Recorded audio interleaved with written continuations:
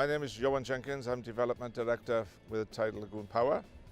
And the reason that we've come here to Swansea is self-evident just by looking over my shoulder. We've been setting up here for about 20 minutes, half an hour. And already the tide has dropped by 2 meters.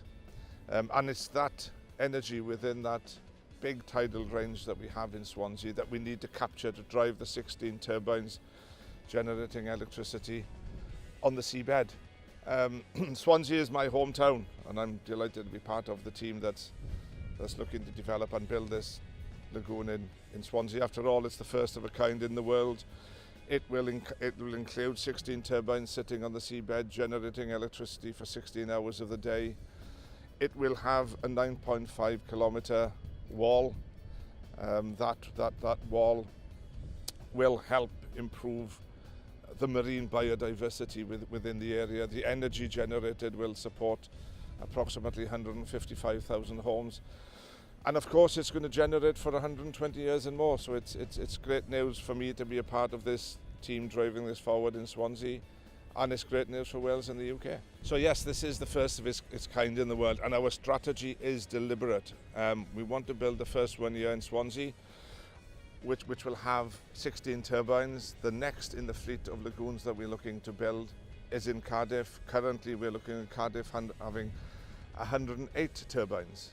The power generated from Cardiff will be in excess of what Wales requires in terms of domestic demand. And because this here in Swansea is of a scale which is smaller than what we refer to as full-scale lagoons, and it is the first of a kind in the world, then it will be more expensive than those future lagoons. And if we put that into some kind of context, so the deliberate strategy is to build this small lagoon here in Swansea as a first, where we can understand absolutely its environmental challenges and opportunities, its construction, operations, challenges and opportunities before we then move on to a full-scale lagoon.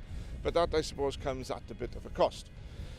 So if we're looking at the subsidy we're looking to get from UK government, much like all renewables, Swansea will come under £100. So we're already meeting what Hinkley has been awarded in Somerset. Hinkley was awarded £92.5.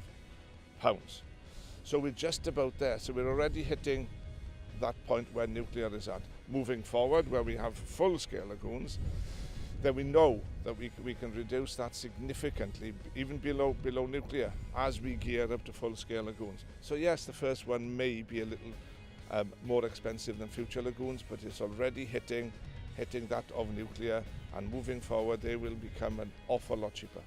So the construction cost of the lagoon here in Swansea is going to be about £1.3 billion. We've committed, and our ambition is to spend half of that in Wales. If we consider the construction cost is going to be about 4.5 years, therefore our challenge is to spend about £750 million here in Wales over that construction period. In terms of Brexit, then no, Brexit isn't going to have an impact. The lagoon here in Swansea, not only in terms of its construction but also development, is all private money.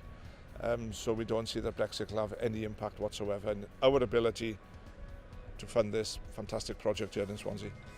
The opportunity is global.